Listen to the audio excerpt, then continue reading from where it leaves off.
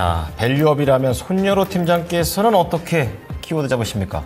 네, 전력 설비만 실적 성장 섹터가 아닙니다라고 지어봤습니다. 좋습니다. 자, 그럼 과연 어떤 섹터인지 순간 워린 버핏이 확 지나가는 느낌인데요.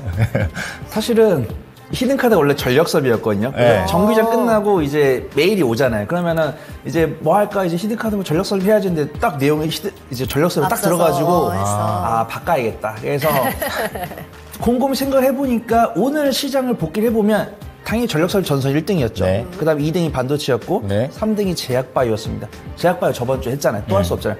4등이 조선이었습니다. 조선 관련했을 때는 뉴스가 호재가 두 가지가 있고 악재가 하나가 있는데 악재는 크게 신경 쓰지 않는 것 같아요. 22시간 전에 나온 뉴스인데 미국과 중국의 조선업이 무역 제재 추진하면서 한국과 일본이 어부지를 얻을 수 있다는 뉴스 나왔는데 이건 처음 나온 게 아닙니다.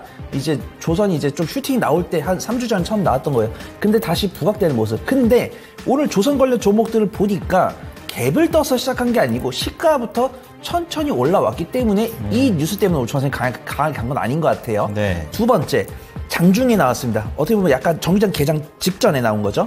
우리나라 조선이 중국을 뛰어넘는 것은 불가능하다라는 뉴스가 나왔어요. 그래서 이거 외신인가 봤는데 우리나라더라고요. 그래서 국책은행 연구기관인데 수출앱 은행이라고 합니다. 수출앱 은행 기억해 두겠습니다.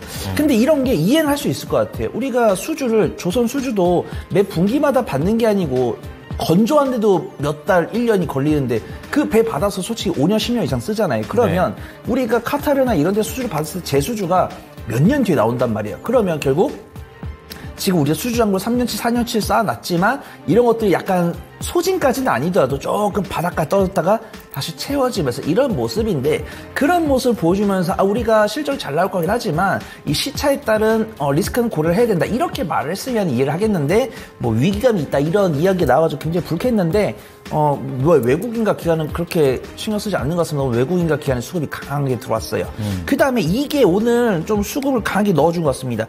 K조선이 4월 선박 수주량이 67만 CGT를 기록을 하면서 점유율 14%대 절대치는 중국한테 떨어지지만 여전히 우리가 1분기, 2분기, 3분기에 이었던 수주 잔량을 견조하게 이어왔습니다. 그래서 일단 저가 선박을 우리가 뺏을 거다라는 이런 뷰가 있더라도 우리가 기술력이 좋다고 해서 하루아침에 다 뺏을 건 아니잖아요. 근데 중국이 아직은 절대적인 많지만 우리가 조금씩 쫓아가고 있다. 이런 뉴스가 있기 때문에 네. 외국인과 기관이 이 뉴스를 보고 가격에 접근한 것 같다. 그렇게 판단돼서 조선 쪽 보는 게 좋을 것 같다. 판단해 보도록 하겠습니다. 그럼요. 우리도 열심히 하면 중국 이길 수 있어요. 자, 어쨌든 간에 우리 팀장님께서 조선과 관련해서 말씀을 해주셨는데요. 후보도 공개하도록 하겠습니다.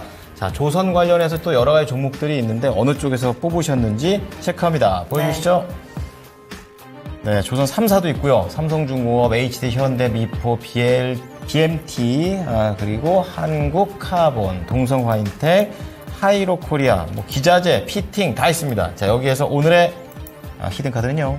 네, 동성화인텍 골라보도록 하겠습니다. 네, 어떤 부분을 볼까요? 네, 우선 모든 종목을 다 사셔야 됩니다. 이 중에서 외국인과 기관이 매도한 종목이 하나도 없어요. 다 샀는데 매매를 못하신 분들은 삼성중공업이나 H현대, 미포, 그다음에 매매를 잘하신 분들은 BMT, 한국카본, 하이로코리아를 이제 기자재를 보시는데 네. 나는 매매를 잘 못하는데 그래도 기대 수익을 좀 키우고 싶어라고 하신 분들은 동성화인텍 보시면 좋을 것 같습니다.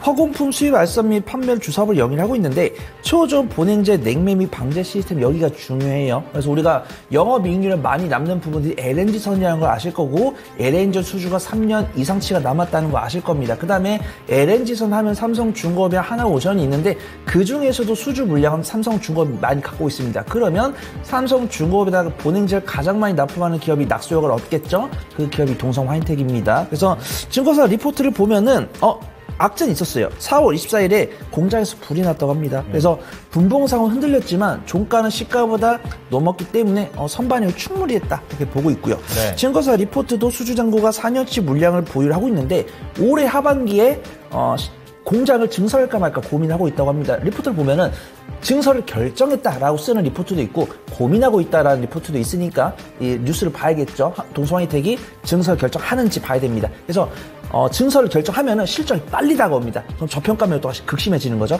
근데 만약에 그냥 증설 안 하겠다라고 하면은 이 실적이 차근차근 들어오면서 안정성을 갖춰갈 겁니다. 그래서 이 뉴스가 변동성을 줄 뉴스가 될 수도 있고 안정성을 줄 뉴스가 될 수 있다. 이렇게 판단해 보겠습니다. 오늘 거래량 실려 있고요. 21선에서 눌림목 만든 모습이고 오늘 외국인과 기관 쌍끌 순매수 들어오니까 안전하게 수익 가져갈 수 있는 종목이다. 판단해 보도록 하겠습니다. 자, 매수가는 12,850원 잡아드리고요. 손절가는 12,000원, 1차 목표가는 14,200원 잡아보도록 하겠습니다.